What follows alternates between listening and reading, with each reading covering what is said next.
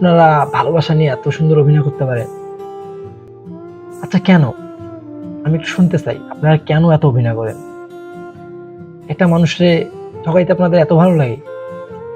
যে মানুষটা আপনারে দিন-রাত এক কইরা ভালোবাসলো, যে মানুষটা আপনারে অন্ধের মতো বিশ্বাস করলো।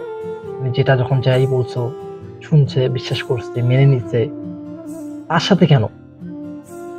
তার সাথেই কেন? আচ্ছা, আপনার যদি এতই অভিনয় করতে ইচ্ছা করে, আপনার চরিত্রের মধ্যে একজনকে খুঁজে নেন, তাকে কষ্ট দেন, তাকে দুঃখ দেন, তাহলে মানা যায়। কিন্তু আপনারা অভিনয় করেন একজন ভালো মানুষের সাথে, যারা ভালোবাসা সম্পর্কে কিছু বুঝেই না। শুধুমাত্র জানে যে ভালোবাসা হচ্ছে দুজনকে ভালোবাসা। যার মুখের দিকে তাকায় থাকলে সব কষ্ট দুঃখ ভুলে যাবে।